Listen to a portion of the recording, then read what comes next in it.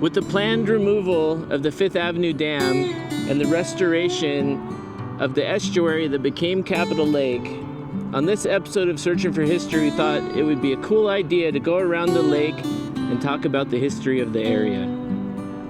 So come with us as we learn a little bit more of the history around Capitol Lake.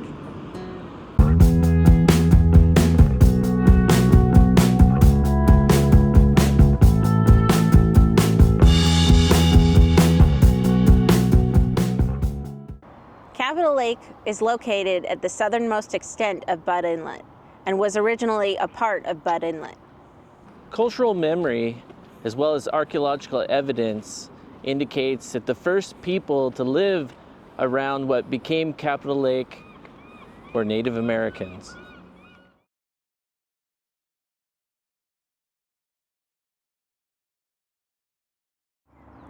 Euro-American settlement began with the arrival of the Michael T. Simmons Party in June of 1845. They named their settlement New Market, which was later renamed Tumwater.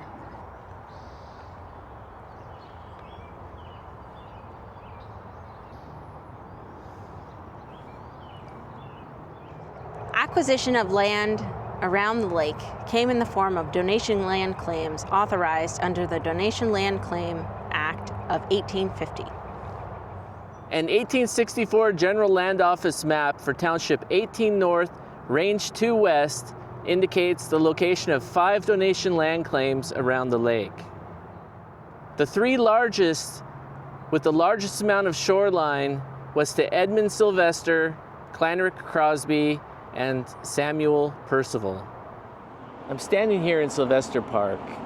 Here in Olympia was donation land claim number 47 to Edmund Sylvester for 312.47 acres, issued May 3rd, 1860. I'm standing in the Tumwater Historical Park. Here in this park was donation land claim number 63 to Clanrick and Phoebe Crosby for 524.32 acres, issued April 28th, 1865. Just up here in the park is the Crosby House. We'll take a quick shot of that as we leave the park. The land behind me here at Percival Cove was donation land claim number 55 to Samuel and Lorana Percival for 299.44 acres, issued September 27th, 1865. Over there, across Percival Cove, at the mouth of Percival's Creek, Samuel Percival built a sawmill in 1853 that operated at that location for several years.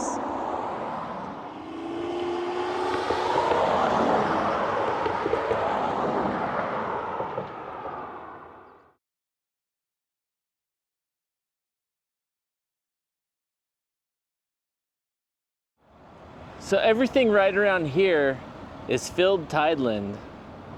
These tidelands were filled in the 1890s, and today's 4th Avenue Bridge that crosses the Deschutes River right here in front of Capitol Lake is a lot shorter than it used to be, the original bridge.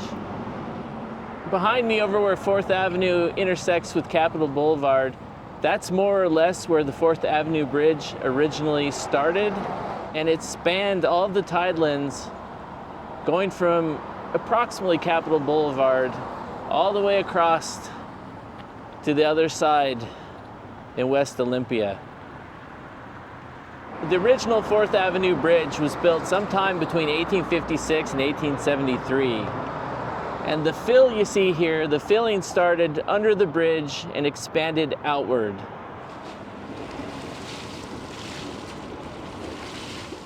The main channel of the Deschutes River used to run right through here. And this was also called the Capitol Waterway, which was blocked off in the late 1890s when the Deschutes River was diverted out to the Deschutes Waterway, where you see the river go through the Fifth Avenue Dam today. This is what is left of the Capitol Waterway. The Capitol Waterway started here, but it went all the way to the base of the hill over there, where the Capitol building is. Where I'm standing here is about mid-lake. Actually, this is called the Middle Basin, but it's about mid-lake. And here's something strange. I found both an 1891 and an 1892 map that indicates a bridge crossing Budd Inlet approximately here. So, heading across over to that hillside. The bridge spanned the Tidelands and the Deschutes River Channel over to just north of Monroe Point. And this bridge was called Billings Bridge. However, these two maps are the only references to the bridge that I've found. Did a bridge really exist at this location? And what would it have accessed? Because it looks like it would have just gone straight across to a hillside. The hillside is steep over there, and I have not seen a map that shows a road at that location. The other end of the bridge would have touched land somewhere below 17th Avenue Southwest.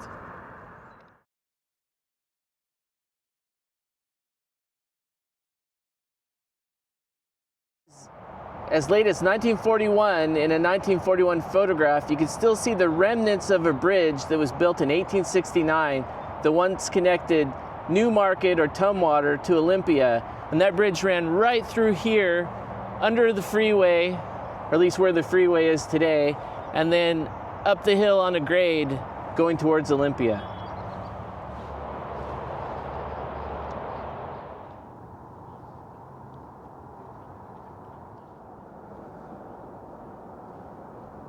So behind me here, this road is called Old Oregon Trail Southwest.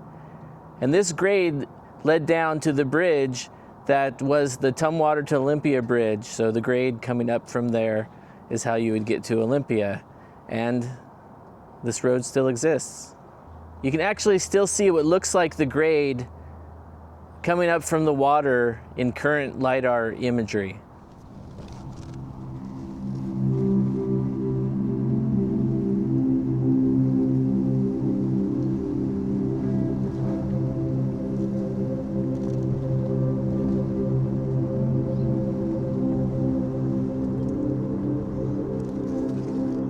Yeah, see right there, the grade keeps going and you can see the freeway.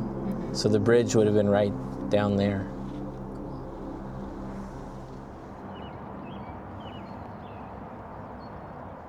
I can't remember the year of the photograph, but I'll put the year right here in the video. But at one time, there once was a bridge that connected the land on this side of the Deschutes River over to the old brewery. That bridge is long gone, but you can actually still see piling stubs on the far side of the Deschutes River. I believe those piling stubs are from the bridge. I'll go up the shoreline a little ways and see if we can get a shot of the piling stubs. Yeah, if you look straight across, I'll see if I can zoom in on it. There's like 4 or 5 piling stubs right across on the other side of the river, right next to the old brewery.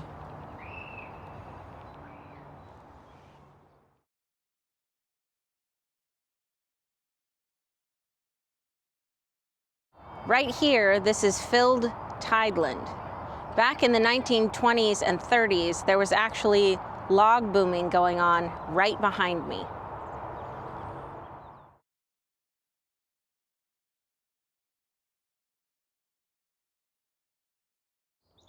A 1908 Sanborn Fire Insurance map indicates an Olympia Cedar Company sawmill was built right behind me here on these tidelands. The sawmill operated here from about 1905 to the 19-teens.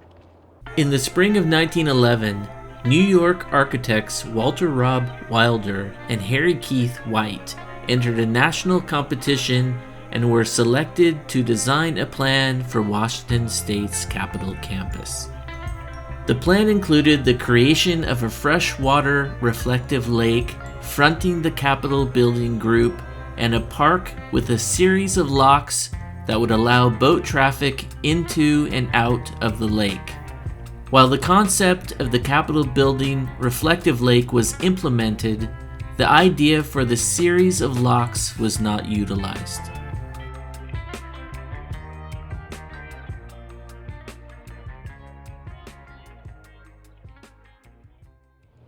Behind me here is the old Northern Pacific Railroad depot. It looks like this building has been renovated or changed in some way. If you know any more information about that, please feel free to comment below and let us know what you know. You know, I've walked past this building many times, and this is the first time looking at it. I see some neoclassical elements to it. And basically there's a doorway, so a door frame over there that has columns and a capital, and I forget what that feature is called, that's over the top of the two columns that makes the top of the door frame. But it's pretty cool to see that feature there. And I wonder originally if there was more neoclassical elements to this building. I don't know if you can see that in the camera. I don't know if the camera is really showing that detail. We'll try to zoom in, but hopefully you can see what I'm talking about. Let's go around and look at the front of the building and see what it looks like. I'm not really sure where the platform would have been, where people would have stood to board the train. So I feel like there's been some extensive changes to this structure, to this building. We're not sure where the no trespassing actually starts, so we don't want to get too close to the depot.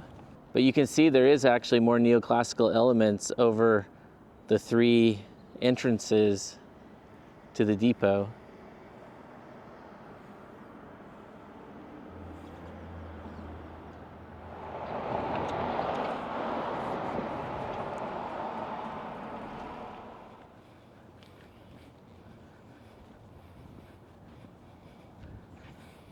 It's kind of hard to see it through the fence here, but on the other side is what was originally the railroad yard.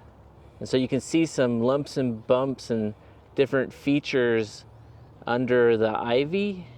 And so that's just the remnants of the structures and platforms that made up the railroad yard. Just behind me is what used to be called Little Hollywood. Little Hollywood was a shanty town composed of floating shacks. The first shack started appearing in the 1920s and reached its peak during the Great Depression. Circa 1939 to 1940, the city officials got tired of having a shanty town on their city's waterfront, so they removed it by burning it down.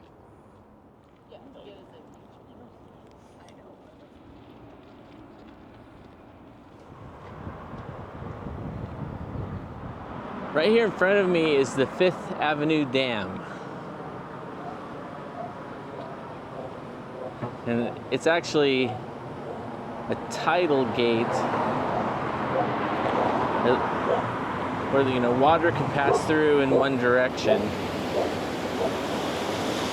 But the lake itself is not affected by the tide.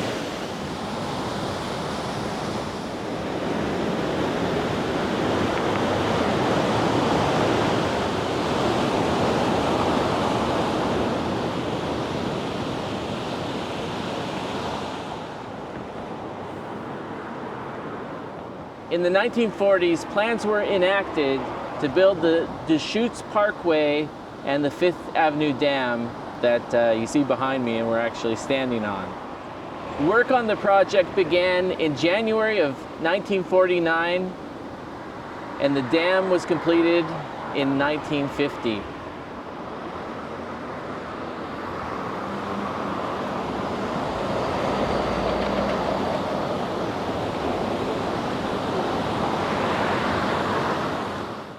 The Deschutes Parkway was completed in 1951.